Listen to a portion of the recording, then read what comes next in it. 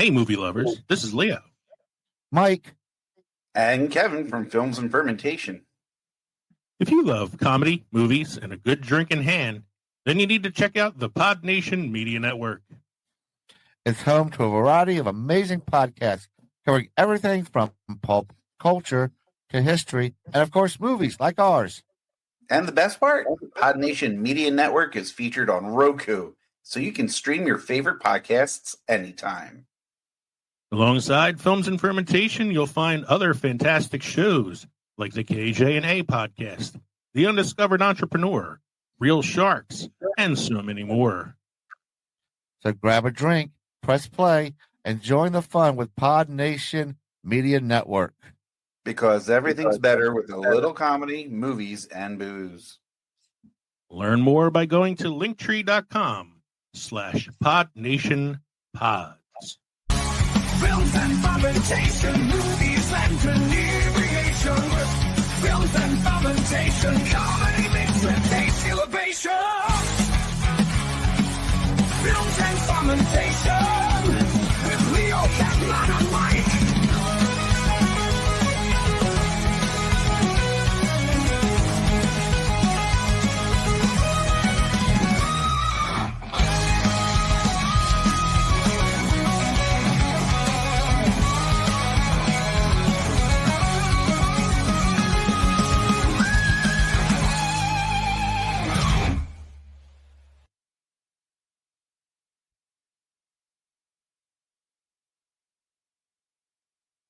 Here's one for the live show. I noticed something sticky on my wall over here, and I can't tell if it's leftover adhesive or a dried booger.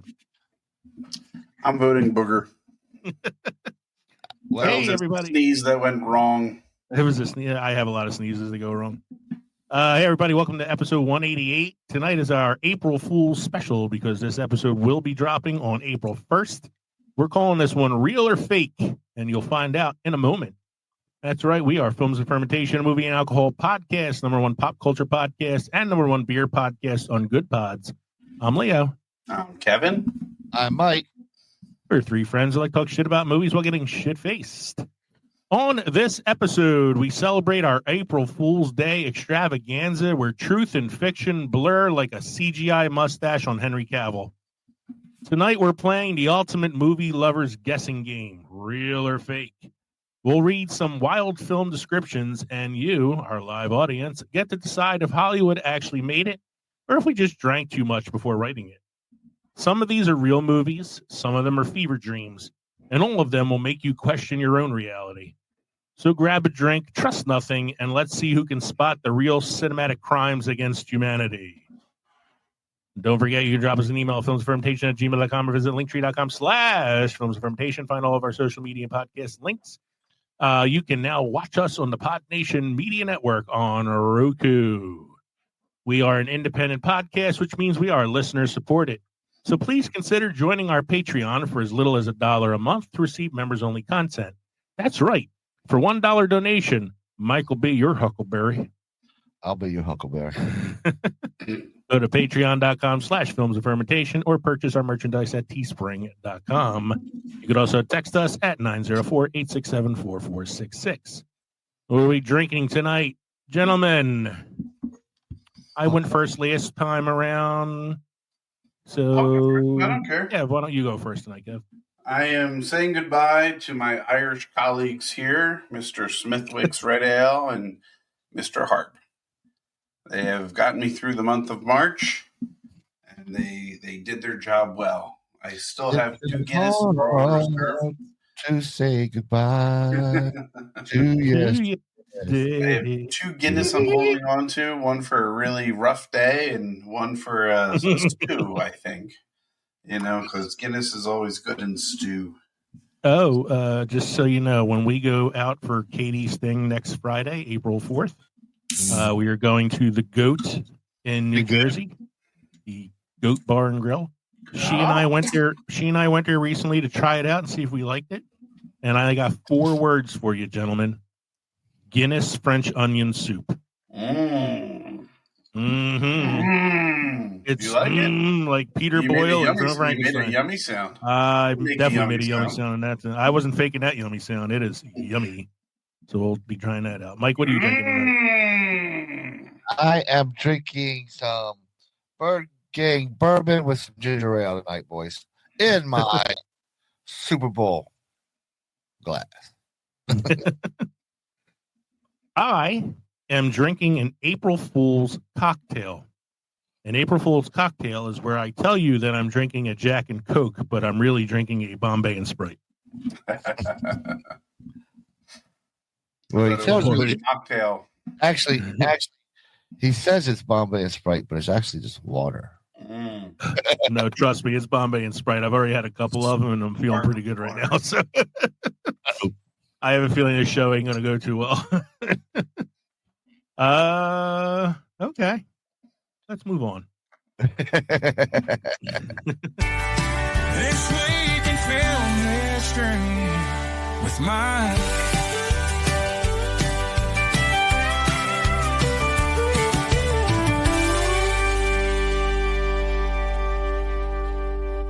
This week in film history with Mike.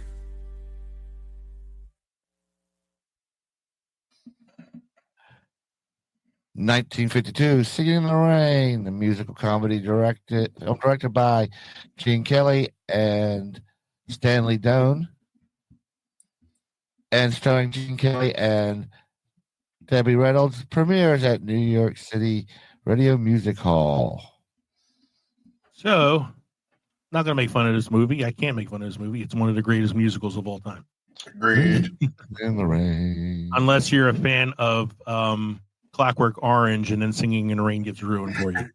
It's my understanding that they initially wanted Danny Kaye to be the sidekick or the counterpart to Gene Kelly.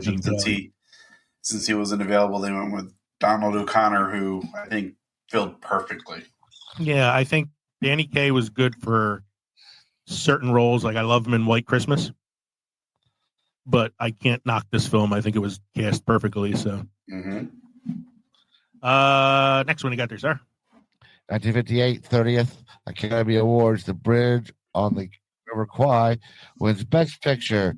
Joanne Woodward and Alec Guinness win Best Actress and Actor, respectively. And I think I have mentioned this on the show before. This movie gave us one other thing.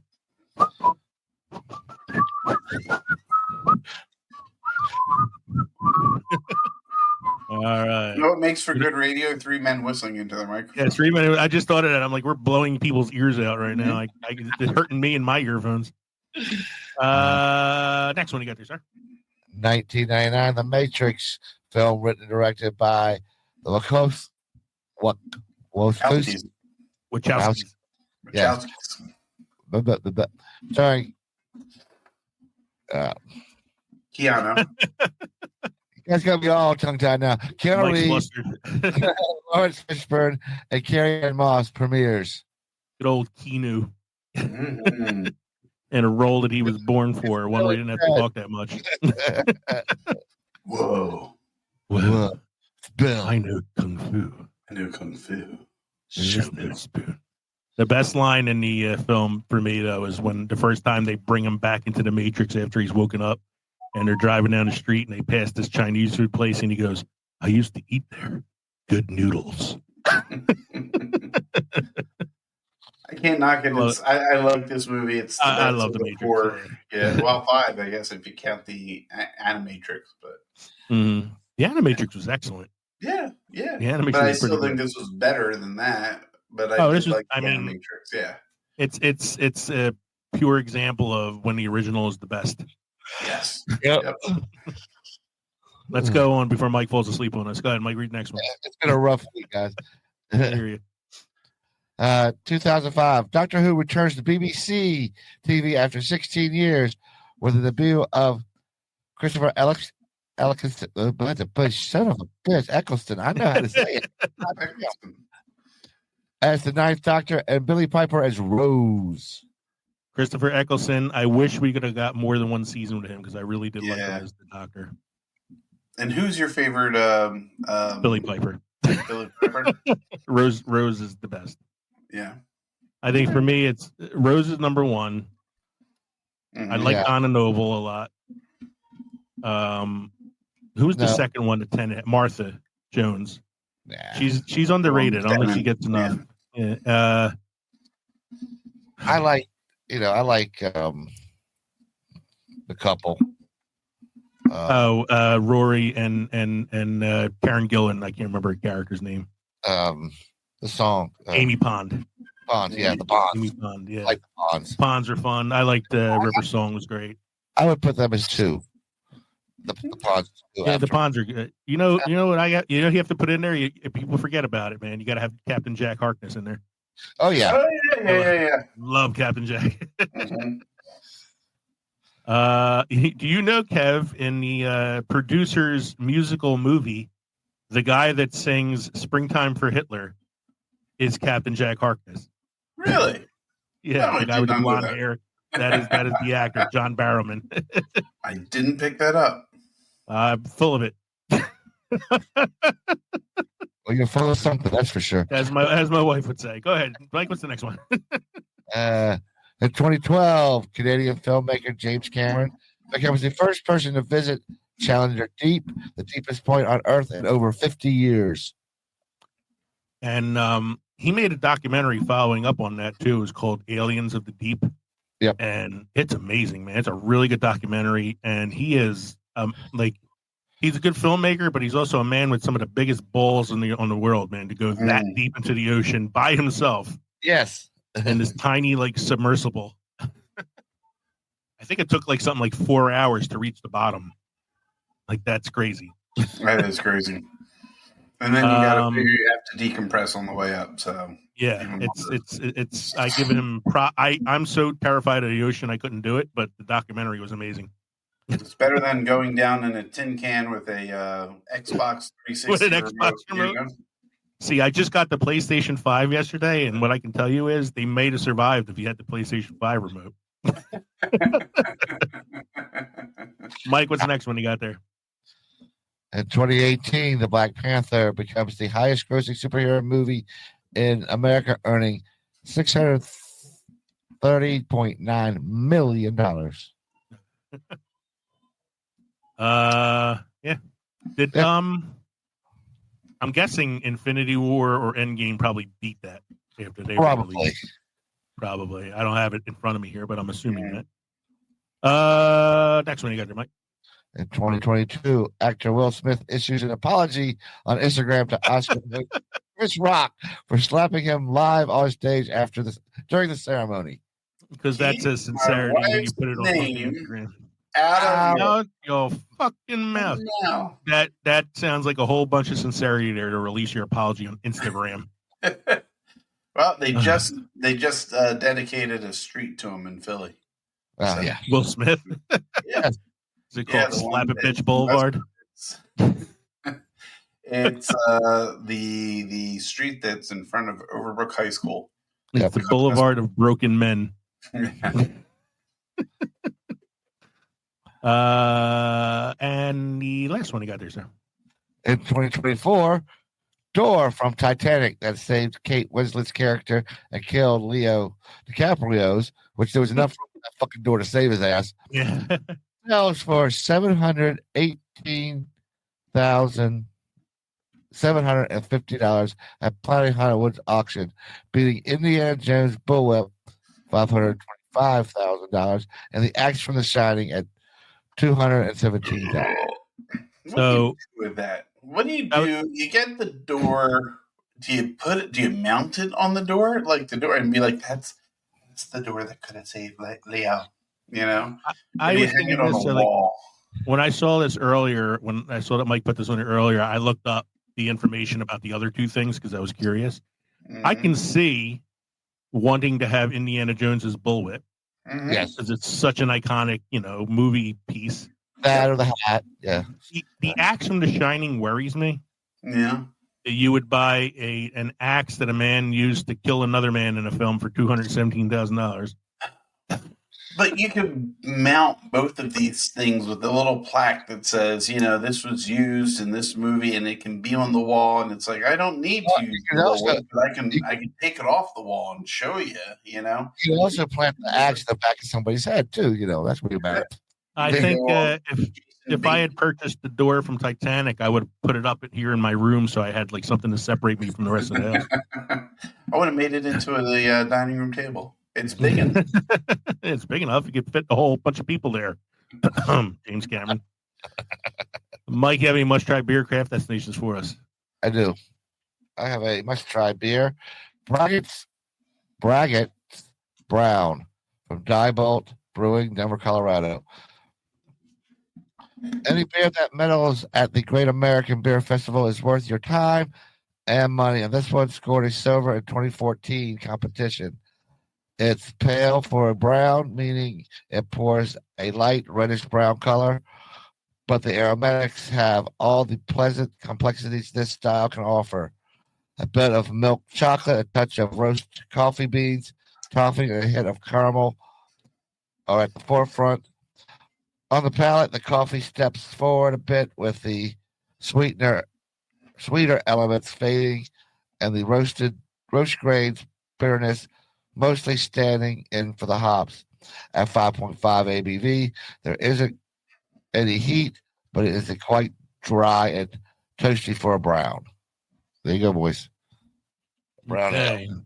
Normally at this point, we would follow it up with either my movie updates or Kevin's beer news, but neither one of us really have anything to contribute to that tonight. So we're going to skip those segments this evening, and we're going to play a quick promo for you from our friends KJ at the KJ&A podcast. And then we'll be going into our main segment. So we'll be right back after this short promo. Hey, I'm Kevin. And I'm Jay from the KJ&A podcast. Join us each week where we discuss comics, movies, anime, video games, and current events. Basically anything to make you laugh and have a good time with all the tangents. You can find us on Twitter, X, Facebook, Instagram, Thread, Patreon, and all the things at KJ&A Podcast. Gonna need to take it down a notch, about 20% there, Kevin. And if you get that reference, you can be our friend.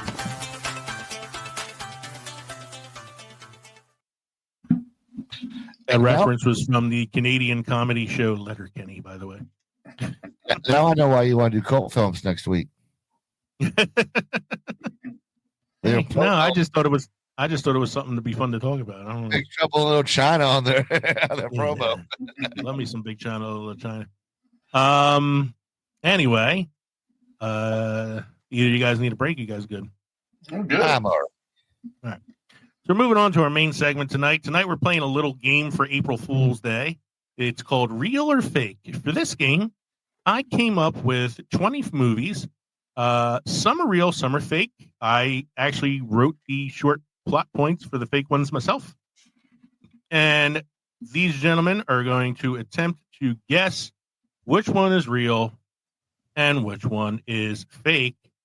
And then I will reveal the truth to you. And I have little banners to go with this and some movie posters and such. So let's go right to our first one. I'm going to bring a banner up here so you guys can see what the plot is.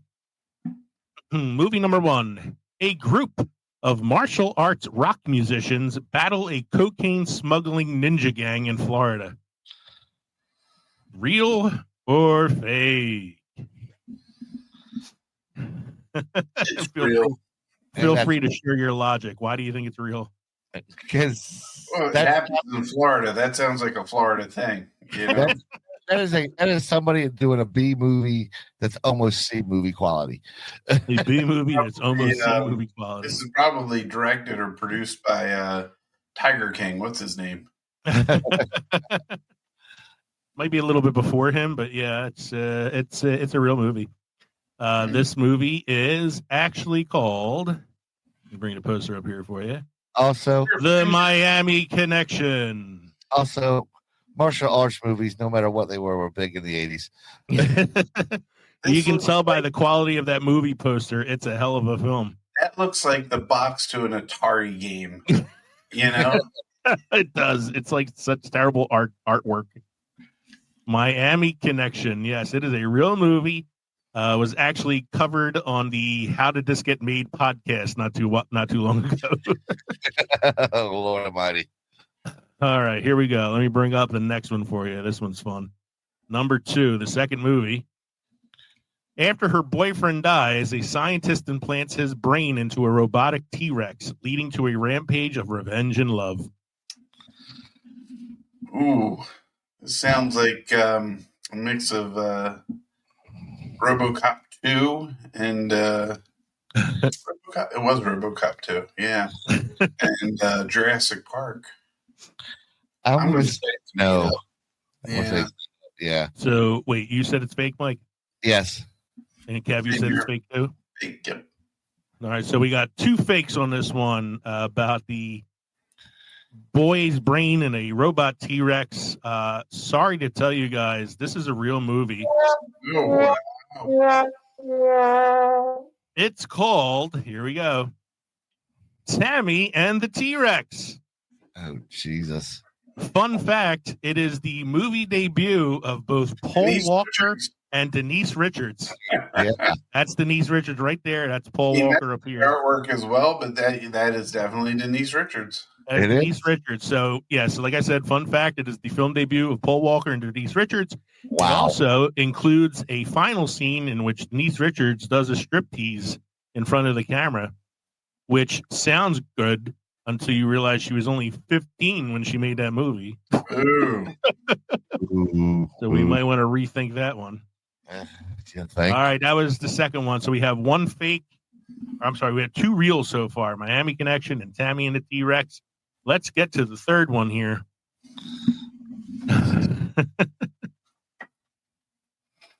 A loving grandmother passes away, but her spirit lingers to help her grandson win a high-stakes breakdancing competition.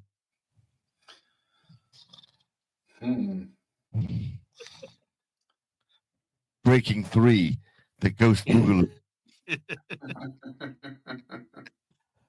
I'm going fake. Yeah. I mean, if it wasn't a breakdancing competition, maybe, but nah, I gotta go fake. Yeah. I don't think See- Brady's helping out with any breakdance. If it was tap, or if it was the Irish jig, maybe. Wall, yeah, ballroom, something, yeah. Yeah. Yeah, but it says that her spirit lingers to help her grandson win the breakdancing competition, not her. No, but she's helping him with breakdancing. Come on, man. Come on, man. Yeah, you're right. It's fake.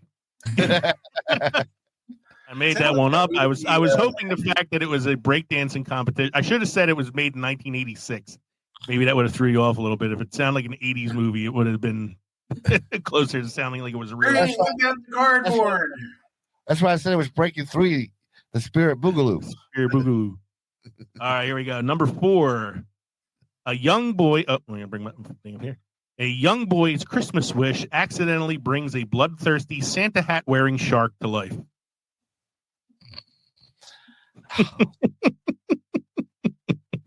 Fake. Sharks can't wear hats. You know what? I'm going to go with real. I was going to say, if you both got this one wrong, then I would have had to force you guys to watch it for Shark Week. But it is a real film. Oh, wow. It is called, wait, you see this shit. It is called Santa Jaws. That doesn't make any sense. He's wearing it on his dorsal fin. This Well, is a fun fact. This is a Sci-Fi Channel original film, which should explain everything. Oh, wow. Sharknado-ish. Sharknado-ish. Yeah, there's a lot of those because there's what Sharktopus and the one Mike and I watched a bunch of them one year. Because we were doing something like that. Oh, my God. It was like shark movies for Shark Week or something. All right, here we go. Number 5 on my list of films. An 80s sci-fi horror film about a team of astronauts landing on a distant planet, only to be slowly devoured from the inside by giant parasitic space slugs. It seems Dang. real. That does. That seems too. Seems real. very real, except that it's Yeah. Oh, dear. I Yeah. made that one up. So, I kind of ripped off like Starship Troopers a little bit for that one. Mhm. All right, here we go. Number 6. This is a beauty. Real or fake, this is a beauty of a plot twist. A killer llama from space crash lands on Earth and begins a bloody rampage. Real. Fake.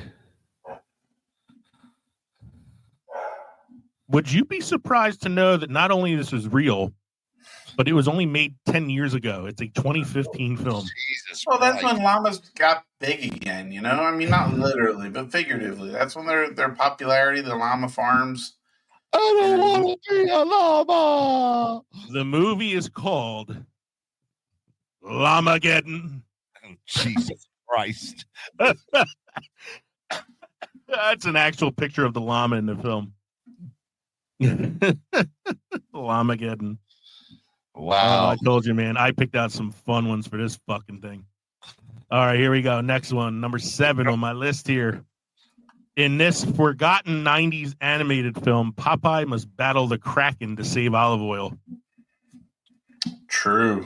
That's a real one. That's true. That's fake. Really? That is a fake film. Yes, I made that one up. That would be worth watching. I would have watched it. I went back to my bad memories as a child seeing Popeye in the movie theaters at 3 years old. Oh, speaking of Popeye. Yeah. I saw the trailer for Popeye the Slayer Man. Popeye the Slayer Man. They are like destroying our childhood here. You got to look up the trailer then for Bambi's Revenge. All right, let's see here. Next one, number 8 on the list. This is a long one. A retired American soldier haunted by his past assassination of Adolf Hitler is recruited by the government to track and kill Bigfoot, who carries a deadly plague. True. True. You know, he just keeps saying true until we actually get to a true one, right? Mm. So this one is, yes, a real film. I The actually movie is. I'll give you a fun fact on this one too. I saw it. I'm sure. I only watched it because it stars Sam Elliott. The movie is called The Man Who Killed Hitler and Then the Bigfoot. Another fun fact about the film, it takes itself very seriously. Oh, Jesus. It is not a spoof. He's a man haunted by the fact that he kills Hitler, but's not allowed to tell anybody about it. It was like a secret mission. You know, they made it seem like Hitler committed suicide or whatever, but he actually assassinated him. Why And would then you by that? And then the government, well, because it was like, I don't remember exactly Hitler's why. spirit but it's like, trapped in his mustache. yeah, That's I don't crazy. remember why, but he's like, something about it like upsets him. I think it's because he ends up killing his wife too, or something like it, killing like Hitler's wife, Eva Braun. And then when he kills the Bigfoot, though, it's like a very sentimental scene because he's like the last of his kind. Because that's going to make you feel all much better. It's also funny because the entire plot of the film is in the title. Yeah. All right, here we go. Number 9 on the list. A military experiment accidentally revives a wisecracking zombie named Bud, who then goes on a ridiculous undead adventure. True. And if not, we should produce this movie. Fake. So not only is this a real movie, it's actually a sequel. The movie is called Chud 2, Bud the Chud. I know the Chud movies. Sequel to Chud, which stands for Cannibalistic Humanoid Underground Dwellers. Yes. All right. So, I got to probably throw a fake one in here at some point. They've had a couple of real ones in a row here, but let's go to number 10 and see what you guys think. So, number 10, a demonic bed consumes anyone who sleeps on it, digesting them in a pool of acid beneath its sheets.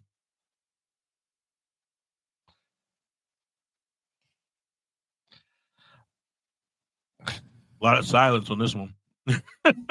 Thinking. Um. I'm going to say true. Yeah, that's good. True. This one is true. It's called Deathbed, the bed that eats. The bed that eats.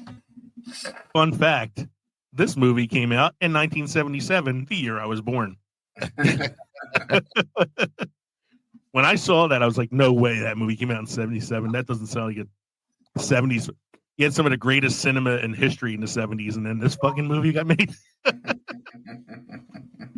Yes, All sir. right. Number 11. Oh, God. Number 11. Here we go.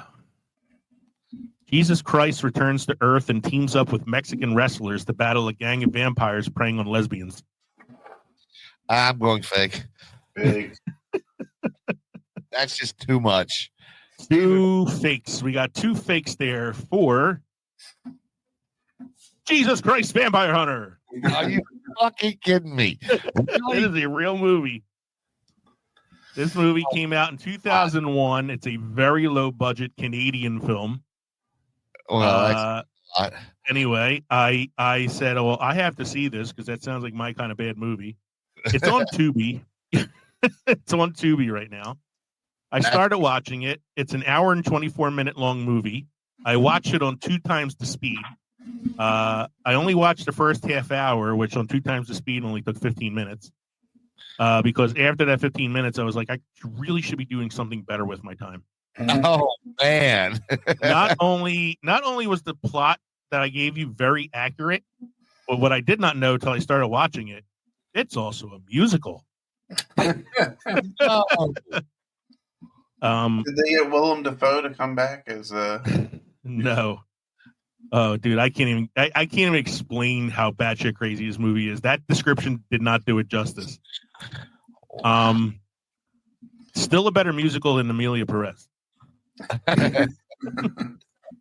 right, here we go. Next one, number 12. Where is it at? Here it is. A quiet European town is plagued by cursed mimes who transform into deadly invisible wall-trapping werewolves during a full moon. that's Fake. fake. That's fake. I had to throw a fake one in there at some point. We've had too many real ones in a row. Oh, that's fake. Yeah, quiet European town and mimes. No.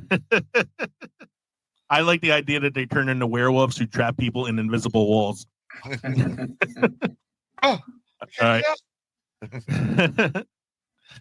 This next one's for Mike. In the distant future, a rogue scientist creates an army of William Shatner clones to overthrow the Canadian government, leading to an epic battle between good and evil Shatners. That's gotta be fake. Big. That's gotta be fake. Even Bill wouldn't do a movie like that. I was going to say, but don't you wish it was real? I don't know. I've seen William Shatner make cameos in some shit films. I could imagine him doing Yeah, that but one. he would have to do a lot of shit cameos in that one because he's every clone. Can you imagine a battle between Shatners? I'm going to kill you, not Actually, before I kill you. I've seen it. It's episode Enemy Mine original series. I was watching Pop Culture Jeopardy the other night, and one of the contestants is a world record holder. He can name all 79 episodes of the original Star Trek in a row chronologically, and he did it in 1 minute 38 seconds. Chronologically. All right, next one here. Film number 14. A possessed recliner goes on a murderous rampage, killing anyone who sits on it. True. That's an actual one. No, it's fake. I mean, would I have a killer recliner movie on the same list as the Bed That Eats? You would. I would, because it's a real film. It is called Killer Sofa. Don't sit on the furniture.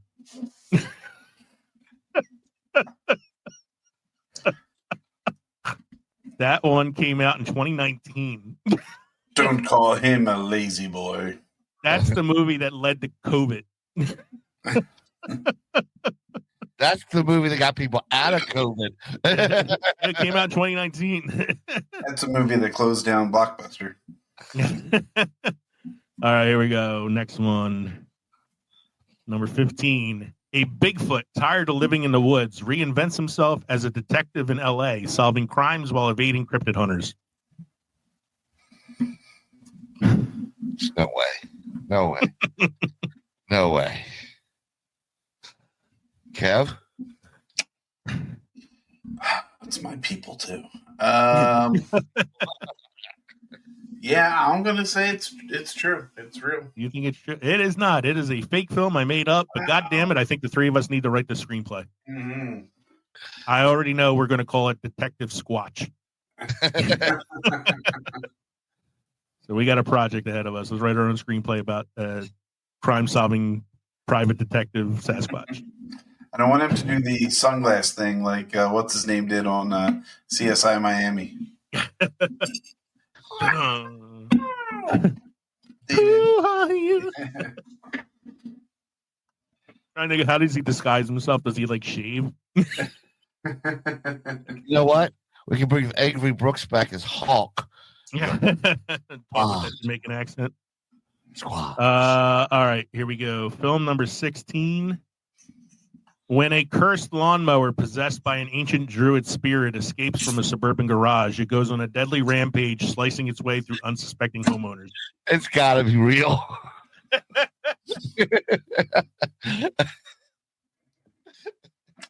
Yeah. And Leo watched. Isn't this the one that M. Night Shyamalan did?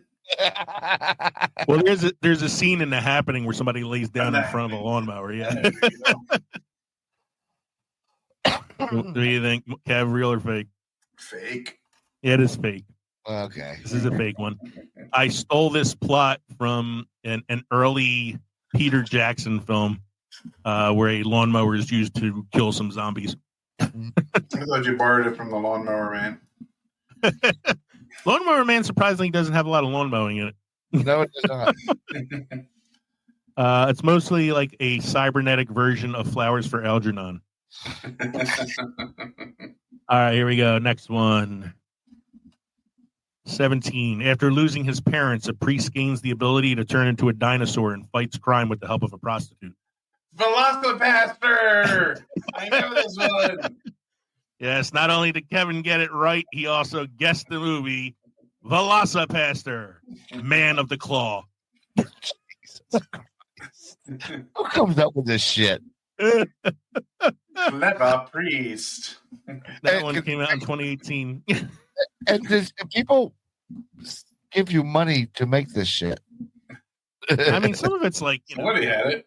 some of it's like self-funded or like, It's it's not all like big studios. Tommy Wasuda. Tommy Wiseau, yeah.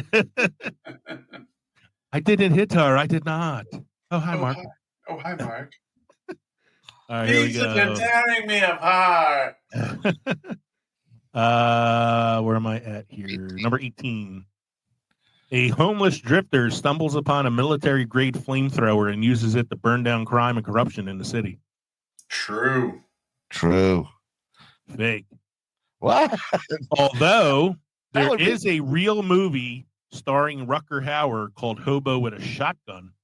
I know that one, yeah. I just changed the shotgun to a flamethrower. Number 19. We only got two more to go here. Here's number 19. After a drug bust gone wrong, a wild alligator ingests a massive amount of meth and goes on a rampage. This Why not? is your no. This isn't it. This is your version of Cocaine Bear. Yeah, that's fake. I give you Meth Gator, Never tried this time. spiritual sequel to Cocaine Bear. Don't flush your meth.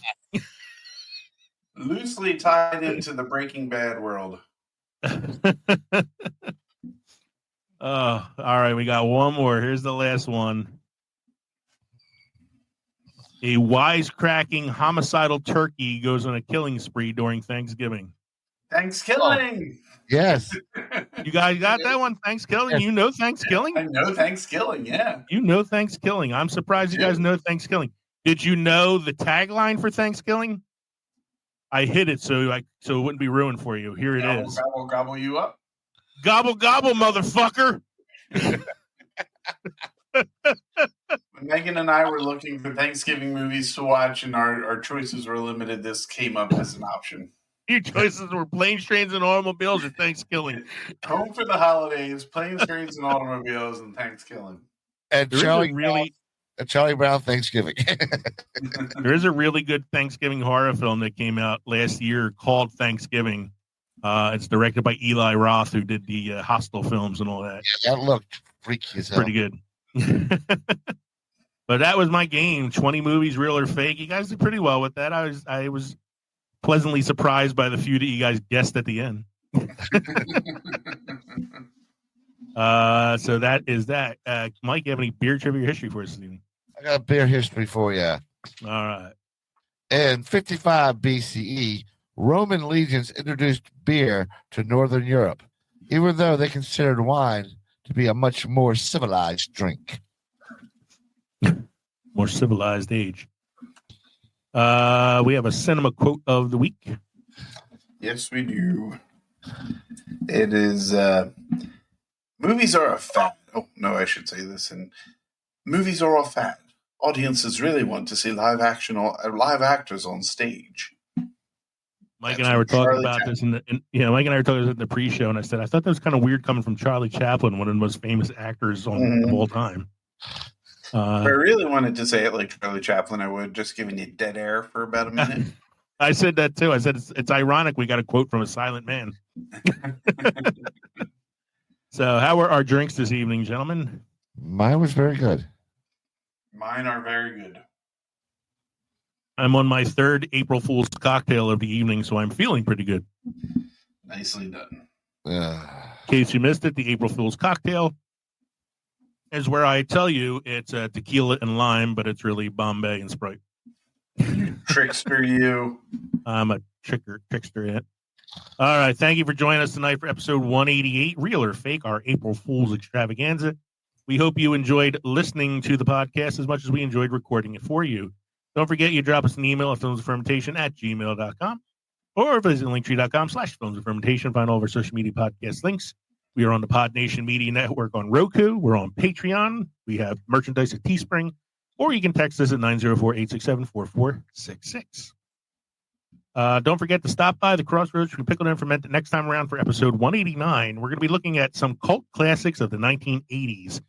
We decided to make this a sort of reoccurring segment on the show, so we're going to start with the 80s and move to some other decades later on. But each of us is going to pick out our favorite cult films from the 1980s, and we'll be discussing them next week, so make sure you join us for that. And again, this episode will be dropping on April Fool's, so happy April Fool's Day, everybody. In the meantime, this has been the Films of Fermentation podcast. I'm Leo. I'm Kevin. I'm Mike. Cheers, everybody. Cheers. That feels like a